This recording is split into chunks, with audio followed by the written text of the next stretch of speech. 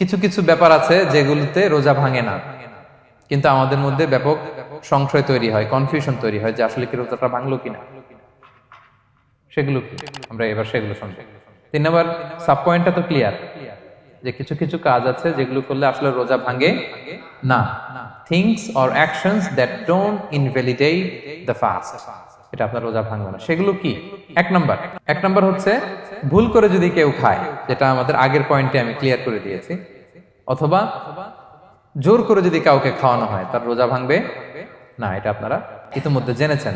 একটা হাদিস শুনে সহিহ বুখারী, রাসূল সাল্লাল্লাহু আলাইহি ওয়াসাল্লাম বলেছেন, মান নাসিয়া ওয়া হুয়া সাইম ফাআকালা আও শারিবা, রোজা অবস্থায় কেউ যদি ভুল করে খেয়ে ফেলে, ফালিউতিম্মা সাওমা, সেজন্য তার রোজা পূর্ণ করে। তার রোজা ভেঙে গেছে মনে করে সেজন্য খাওয়া শুরু না করে, সেজন্য রোজা পূর্ণ করে। কারণ ফাইন্নামা আতআমাহুল্লাহু ওয়া সাফা, কারণ আল্লাহই তাকে খাইয়েছে, আল্লাহই তাকে পান করিয়েছে। কিন্তু ভুল করে খেয়ে ফেলছেন, এটা তো আপনার হাতে ছিল না।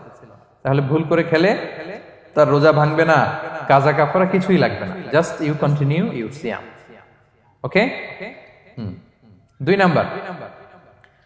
নাম্বার হচ্ছে, এটা বিবাহিতদের জন্য, যেহেতু মোস্ট অফ দা অডিয়েন্স আর 18+, কোনো অসুবিধা নাই। আর ইসলামে কথাগুলো আসলে বাঁচতে হলে জানতে হবে না। সেটা হচ্ছে, আমরা শুনেছি যে বিবাহিতরা ফিজিক্যাল ইন্টারকোর্স যদি করে, দেহ থেকে সিমেন আউট হলে রোজা ভেঙে যায়, কিন্তু স্বাভাবিক মেলামেশার সাথে রোজা ভাঙে না। কিস করা, হাগ করা হাজবেন্ড ওয়াইফের মধ্যে, এই যে সখ্যতা, এই ব্যাপারগুলো যদি দিনের বেলায় ঘটে, এতে রোজা ভাঙে না। ব্যাপারটা বুঝতে পেরেছেন না সবাই? একটা দলিল শোনেন।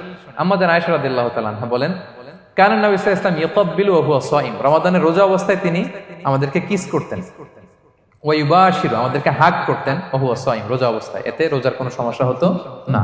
তবে এটা রিকমেন্ডেড না। স্বামী স্ত্রীর একান্ত মেলামেশা দিনের বেলা রিকমেন্ডেড না, কারণ এটা থেকে সে সেক্সুয়ালি এক্সাইটমেন্টের দিকে চলে যেতে পারে।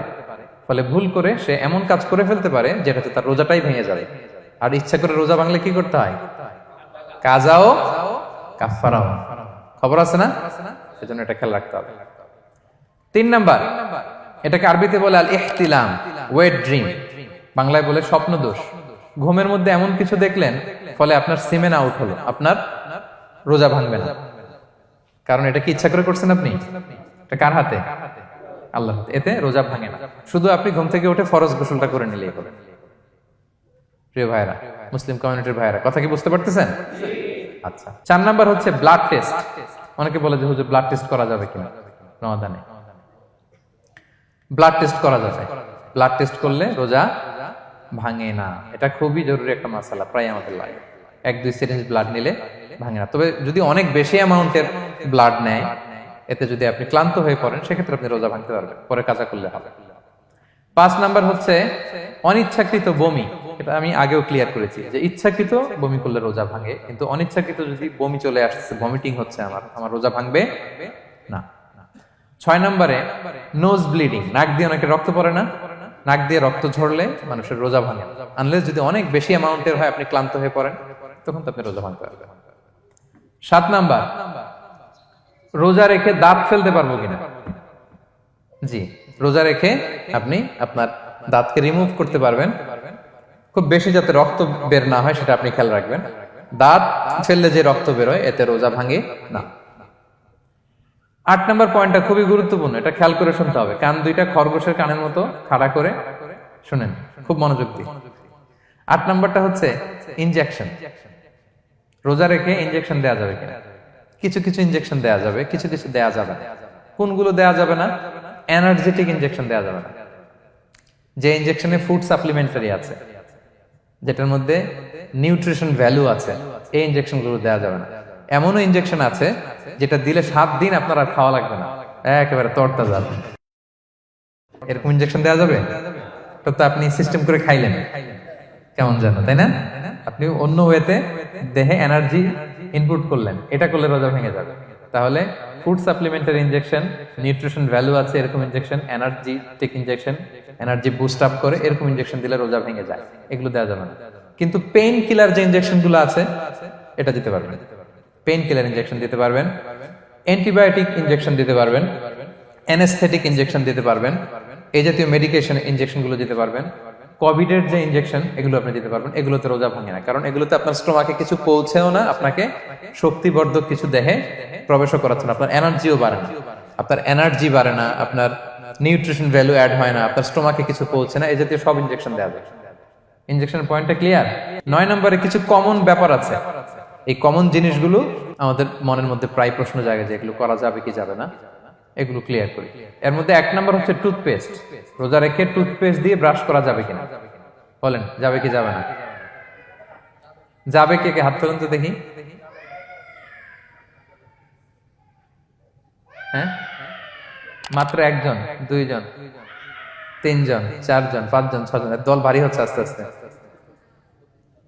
হ্যাঁ, টুথপেস্ট দিয়ে ব্রাশ করা যাবে কি যাবে না? যাবে মাত্র 5 জন। আর যাবে না কয়জন দেখি? যাবে না, অনেকে যাবে না। অনেকে হাত তুলে নাই, ভাবছে কোন জায়গায় হাত তুলে কোন বিপদে পড়ি। চুপচাপ দেখি যে কোনটা জিতে। যাবে না? যাবে না, দল ভারী না? যাবে? এই সুন্দর বলছে, যাবে, কিন্তু না করাই ভালো। হ্যাঁ হ্যাঁ, যাবে। টুথপেস্ট দিয়ে ব্রাশ করলে রোজা ভাঙে না, তবে যদি খুব স্ট্রং টুথপেস্ট হয় এগুলো ব্যবহার না করা ভালো। দিনের বেলায় মেসওয়াক করা ভালো। হ্যাঁ, মেসওয়াক করলে ওইটা সবচেয়ে সেফ। তবে যদি আপনি টুথপেস্ট দিয়ে ব্রাশ করেন আপনার রোজা ভাঙবে না ইনশাআল্লাহ। কেউ কেউ মাকরু বলেছেন, কিন্তু আপনার রোজা ভাঙবে না। মাউথ ওয়াশ সেম, যাবে, কিন্তু রেকমেন্ডেড না। হ্যাঁ, গার্গল করতে গেলে আবার ভিতরে চলে যাবে। সিম্পলি কুলি করা যাবে, কিন্তু আপনার রোজা ভাঙবে না। কিন্তু দিনের বেলায় আমরা টুথপেস্ট, মাউথ ওয়াশ এগুলো ইউজ না করে কোনটা সাজেস্ট করি? কোনটা? মেসওয়াক করেন তো আপনারা? রাসূল সাল্লাল্লাহু আলাইহি ওয়াসাল্লাম বলেছেন, আমার উম্মতের জন্য যদি কষ্ট না হয়ে যেত আমি প্রত্যেক নামাজের আগে মেসওয়াক করা ফরজ করে দিয়ে যেতাম। কষ্ট হয়ে যাবে, পকেট নিয়ে নিয়ে মেসওয়াক ঘুরতে হবে। এবং রাসূল সাল্লাল্লাহু আলাইহি ওয়াসাল্লাম মৃত্যুর আগে ওনার হাতে যে জিনিসটা রেখে উনি শেষ নিঃশ্বাস ত্যাগ করেছেন সেটা হচ্ছে মেসওয়াক। উনি অত্যন্ত অসুস্থ, প্রচন্ড জ্বরে কাতরাচ্ছেন। তখন দেখলেন যে ওনার শ্যালক আব্দুর রহমান রাদিয়াল্লাহু তাআলা আনহু উনি মেসওয়াক করতেছেন, তো উনি ফেল ফেল করে তাকায় আছেন, বলতে পারতেছেন না আমাকে দাও। আম্মা জান আয়েশা বুঝতে পারলেন যে রাসূল মনে হয় চাচ্ছেন, তো উনি এটা নিয়ে এসে নিজে চাবালেন। রাসূল সাল্লাল্লাহু আলাইহি ওয়াসাল্লাম চাবায় যে নরম করবেন এই শক্তিটাও গায়ে নাই। আম্মা জান নিজে চাবিয়ে রাসূল সাল্লাল্লাহু আলাইহি ওয়াসাল্লামের হাতে দিলেন, রাসূল সাল্লাল্লাহু আলাইহি ওয়াসাল্লাম মেসওয়াক করলেন। এই মেসওয়াক করার কিছুক্ষণ পরে তিনি ইন্তেকাল করলেন। আরবাউন মিন সুনানিল মুরসালিন, 4টা সুন্নাত, এটা সব নবীদের মধ্যে ছিল। এর মধ্যে একটা হচ্ছে আসওয়াক, মেসওয়াক। মেসওয়াক করবেন তো আপনারা? আচ্ছা। এরপর রোজা রেখে আতর দেয়া যাবে, কোনো সমস্যা নাই। পারফিউম দেয়া যাবে, সমস্যা নেই। আই ড্রপ দেয়া যাবে, চোখে ড্রপ দেয়া যাবে, আইলাইনার দেয়া যাবে, কাজল দেয়া যাবে, এগুলোতে রোজা ভাঙে না। এরপরে ডায়াবেটিক পেশেন্ট যারা আছে তারা ইনসুলিন দিতে পারবেন, এত রোজা ভাঙে না। এটা আমাদের লাগে না, আমাদের অনেক মুরব্বীদের দিতে হয়, আমাদের আব্বা আম্মাদের। তো এটা আপনারা জেনে গেলেন, ইনসুলিন দিলে রোজা ভাঙে না। এরপরে 10 নম্বর খুব মজার একটা পয়েন্ট, খাবারের যদি লবণ চেক করা হয় এতে রোজা ভাঙে না। তবে ঘরে আপনারা এটা ট্রাই করবেন না, এটা রেকমেন্ডেড না। এটা কখন রেকমেন্ডেড? এটা বড় শেফদের জন্য। লেটস সে রমাদানে 1000 লোকে বিরিয়ানি করা হবে, আল্লাহর বান্দারা রোজাদাররা খাবে, এটা লবণ বেশি হলে খাইতে পারবে? পারবে না। এজন্য যিনি শেফ, প্রধান বাবুর্চি, উনি লবণটা ট্রাই করতে পারবেন, করেই সাথে সাথে কুলি করে ফেলবেন, ভিতরে তো কিছু গেল না, এতে রোজা ভাঙে না। তাই বলে প্রতিদিন ঘরের রান্নাতে আবার এটা করতে যায় না। ঘরে 2 জন, আপনি আপনার হাজবেন্ড ওয়াইফ টোনাটুনি একটা হইলেই হইলো, কি বলেন? লবণ বেশি হবে কম হবে, কিন্তু বড় প্রোগ্রাম, অনেক রোজাদাররা একসাথে ইফতারি করবে, এটা তো লবণাক্ত হইলে খাওয়া যাবে না। তো সেক্ষেত্রে শেফ যদি জাস্ট জিব্বা দিয়ে লবণটা একটু ট্রাই করে নেয় যে অ্যাড করতে হবে না, ঠিক আছে, সাথে সাথে কুলি করে ফেলে, রোজা ভাঙবে না। দলিল কি? দলিল হচ্ছে কাঁচা ডালের মেসওয়াক। রাসূল সাল্লাল্লাহু আলাইহি ওয়াসাল্লাম কাঁচা ডালের জাইতুনের মেসওয়াক দিয়ে তিনি সেওয়াক দিয়ে মেসওয়াক করতেন। তো কাঁচা জাইতুনের আপনারা মেসওয়াক করছেন, এটা কিন্তু অনেক লবণাক্ত, সল্টি, এটার মধ্যে একটা ঝাঁঝালো ভাব আছে। তো এটা আপনার জিহ্বায় লাগলে কি রোজা ভেঙে যায়? ভাঙে না। এবং আপনি যদি সমুদ্র অঞ্চলে সফর করেন, সমুদ্রে লেটস সে 1 মাসের, আমাদের এই যে বাংলাদেশে তো এখন এই কি বলে প্রায় 7 লক্ষ টাকা করে দিছে আমাদের হাজিদের জন্য, হজ করতে হলে প্রায় 7 লক্ষ টাকা লাগবে। তো এরকম ঘোষণাও দেখলাম যে নেক্সট ইয়ার থেকে সমুদ্র পথে যাওয়া যাবে কম খরচে। তো কেউ যদি এমন হয় সমুদ্রের সফরে দীর্ঘ সময়, আপনি ওযু করবেন কি দিয়ে? সাগরের পানি দিয়ে। তো সাগরের পানি কেমন? সাগরের পানি দিয়ে আপনার কুলি করতে হবে না? মাছ মজা করবেন না? তা আপনার কি রমজানে যদি কুলি করেন আপনার রোজা ভেঙে যাবে? না, ভাঙবে না। তো এ থেকে স্কলাররা দলিল নিয়েছেন যে এরকম জরুরি প্রয়োজন হলে আপনি খাবারের স্বাদটা লবণটা দেখতে পারবেন, সাথে সাথে কুলি করে ফেলবেন, এতে আপনার রোজা ভাঙবে না ইনশাআল্লাহ বিইذনিল্লাহ। অনেকে প্রশ্ন করে এনজিওগ্রাম করা যাবে কিনা। এনজিওগ্রাম এগুলো করা যায়, এই যে হার্টের পেশেন্টদের জন্য এখান থেকে একটা এই ক্যাথেটার ঢুকায়, যদি এটার মধ্যে ওষুধ লাগানো থাকে তো এটা হার্টের দিকে যায়, এটা স্টোমাকে যায় না, এগুলো করা যাবে। তাহলে এই বিষয়গুলো অলমোস্ট মুত্তাফাক আলাই, মানে সর্বসম্মতিক্রমে এতে আপনার রোজা ভাঙবে না ইনশাআল্লাহ বিইذনিল্লাহ। এই পয়েন্টটা ক্লিয়ার না? ক্লিয়ার। এবার কিছু ডিসপিউটেড মাসআলা আছে, মানে যেগুলোর ব্যাপারে ইখতিলাফ আছে, কোন কোন স্কলারদের মধ্যে ভাঙবে ভাঙবে না, এটা আমি একটু ক্লিয়ার করি। এর মধ্যে এক নম্বর হচ্ছে ইনহেলার। অ্যাজমার পেশেন্ট যারা আছে, অ্যাজমা অনেকের দেয়া লাগে না ইনহেলার। ইনহেলার যদি পাফার ইনহেলার হয়, পাফার ইনহেলার যেটা দিয়ে শুধু বাতাস যায়, অক্সিজেন যায়, এটা রোজা ভাঙে না। এটা কি করে না? রোজা ভাঙে না। পাফার ইনহেলার যেটা দিয়ে অক্সিজেন পাস করে, রোজা ভাঙবে না। কিন্তু যদি ভ্যাপোরাইজেশন হয়, অথবা একটা আছে DPI, dry powder inhaler, punch করলে একটা পাউডার সহ ভিতরে যায়, অ্যাজমাটা কমায় দেয়, ওই পাউডার দিয়ে করলে কিন্তু রোজা ভেঙে যাবে। ভ্যাপোরাইজেশন হলে বা ডিপিআই ইনহেলার হলে আপনার রোজা ভেঙে যাবে। ইনহেলার ক্লিয়ার তো সবার কাছে?